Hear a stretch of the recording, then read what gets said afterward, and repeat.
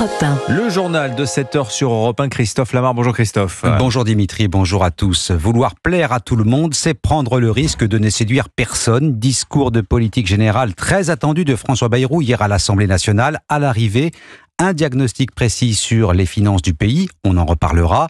Le sujet brûlant du moment, c'était bien sûr la réforme des retraites. Résultat, ni suspension, ni gel, ni abrogation. Les socialistes en sont pour leurs frais. Arthur Delaborde.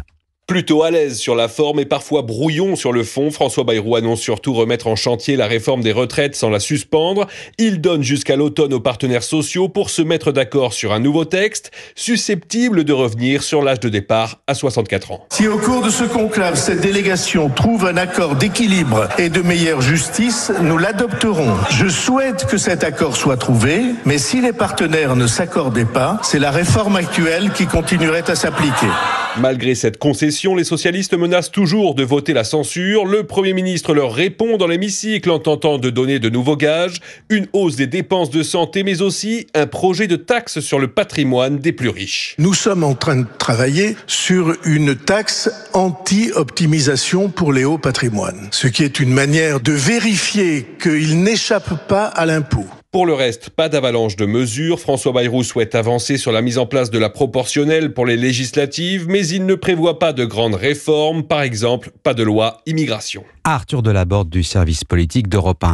Pas très convaincant, François Bayrou, il devra l'être en tout cas avec les sénateurs. Avertissement du président du Sénat, Gérard Larcher. La droite dans son ensemble plutôt critique après le grand oral du Premier ministre, Maya-Hélène Trémollet.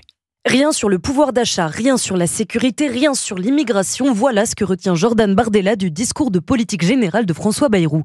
Alors que le président du RN déplore sur X un discours lénifiant, le porte-parole du parti Jean-Philippe Tanguy réclame des actes, pointe du doigt l'expulsion ratée de l'influenceur Doualem et rappelle les lignes rouges du parti. Nous exigeons une vraie loi de contrôle sur l'immigration, une vraie politique contre la sécurité. Nous n'acceptons pas que se poursuive et s'aggrave l'effondrement régalien de la France. Cette submersion migratoire et l'ensauvagement de la société. Bien sûr, les mots de Bruno Retailleau sont les nôtres. Les actes réels ne suivent hélas pas. Vient le tour de Laurent Wauquiez, le chef de file de la droite républicaine monte à la tribune, réaffirme que le soutien au gouvernement sera un soutien exigeant et insiste sur une priorité, rétablir l'ordre pour stopper l'explosion de la délinquance en proposant par exemple la création de nouvelles places de prison, sans manquer pour autant de saluer la volonté de Bruno Retailleau, la tête d'affiche LR au ministère de l'Intérieur, dont il salue le courage. Reportage à l'Assemblée nationale, Maya-Hélène Trémollet du service politique d'Europe 1. À la tenir et ne fâcher personne, c'était l'objectif non avoué de François Bayrou et de son gouvernement. Sur le budget maintenant, le Premier ministre n'a pas annoncé de mesures choc.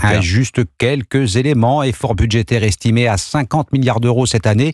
Le chef du gouvernement est resté effectivement relativement évasif sur le reste, Baptiste Morin. 2 décisions, si l'on peut dire, ont été annoncées.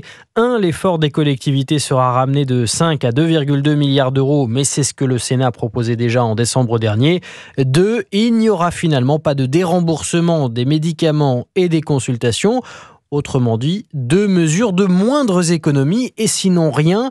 Le mot économie, justement, il n'a été prononcé qu'une fois par le Premier ministre, celui d'impôt seulement 2 fois et notamment pour rassurer les PME. Ma conviction est que ces entreprises, nous devons leur faciliter la tâche. Elles doivent être prémunies contre des augmentations exponentielles d'impôts et de charges. Difficile de savoir ce que compte faire François Bayrou pour atteindre l'objectif fixé de 50 milliards d'euros d'efforts budgétaires.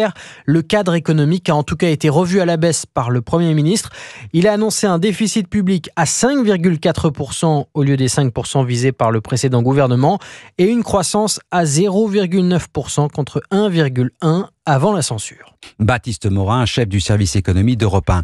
Projet de loi de finances 2025 en débat à l'Assemblée nationale fin février, début mars, si tout va bien. En attendant, il reprend son parcours législatif aujourd'hui au Sénat, à l'endroit où la censure du gouvernement Barnier l'avait laissé, à savoir la partie dépenses, vote des sénateurs, fixée au 23 janvier. Je vous rappelle que c'est Laurent Wauquiez, le président du groupe Les Républicains à l'Assemblée nationale, qui sera à 8h10 l'invité de Sonia Mabrouk. Nous partons au Proche-Orient où l'on s'accroche ce matin à un espoir de trêve entre le Hamas et Israël. On n'en a jamais été aussi proche. Quelques détails à régler, mais les principaux problèmes ont été résolus. C'est ce qu'assure le Qatar, principal pays ayant servi de médiateur entre le Hamas et les Israéliens. On a négocié pratiquement toute la nuit. Frédéric Simon, vous êtes l'envoyé spécial d'Europe 1 en Israël. Les négociations indirectes entre Israël et le Hamas se sont poursuivies au cours de la nuit et elles ne porteraient plus que sur un certain nombre de détails techniques concernant les modalités de la mise en œuvre de l'accord. Seuls 33 des 98 otages devraient être libérés graduellement au cours des 42 jours de trêve des combats prévus par les négociateurs. Les pourparlers sur la libération de l'ensemble des otages ne sont censés débuter que 16 jours après l'entrée en vigueur du cessez-le-feu. L'accord sera en principe adopté à la majorité des membres du gouvernement, en dépit de l'opposition des représentants de son aile droite. En outre, les services hospitaliers sont sur le qui-vive. Tout sera fait pour fournir aux otages libérés, dès leur retour au pays, l'assistance médicale et psychologique nécessaire. Tel Aviv, Frédéric Simon, Europe 1. Et cet accord de trêve devra amener à la fin de la guerre entre Israël et le Hamas. Les États-Unis ont un plan pour une paix durable à Gaza. Ils proposent de placer l'enclave sous protection des Nations Unies avec déploiement d'une force de sécurité internationale. Et dans ses propos, le secrétaire d'État américain Anthony Blinken se montre clairement favorable à la création d'un État palestinien. Faut-il y voir un geste du président Joe Biden sur le départ ? Une page se tourne dans les relations entre Washington et la Havane. Les États-Unis retirent Cuba de la liste des pays soutenant le terrorisme. Les autorités cubaines ont aussitôt annoncé la libération de 553 prisonniers. Le Vendée Globe connaît son lauréat, Charlie Dalin. On a vécu son arrivée en direct hier matin sur Europe 1, mais la course continue pour les autres concurrents toujours en mer. Tiens, un mot du deuxième, Johan Richaud. Il est à moins d'une vingtaine de kilomètres de l'arrivée au Sables d'Olonne. Charlie Dalin, lui, a posé le pied sur la terre ferme depuis un tout petit peu moins de 24 heures. Tour du monde, faut-il le rappeler, bouclé en 64 jours, nouveau record. Les bateaux vont toujours plus vite. Y a-t-il une limite à cette performance ? Élément de réponse, Axel May.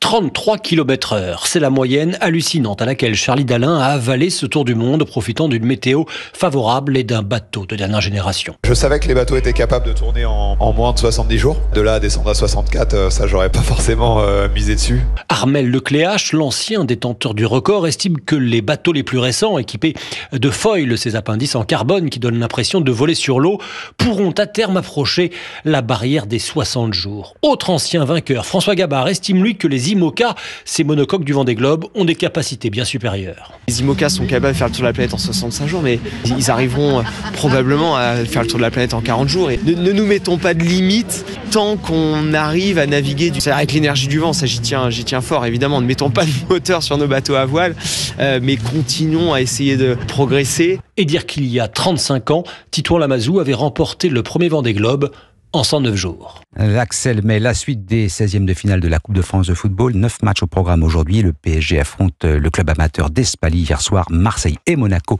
ont été éliminés au tir au but. Merci Christophe Lamarre, c'était votre journal. Il est 7h08 sur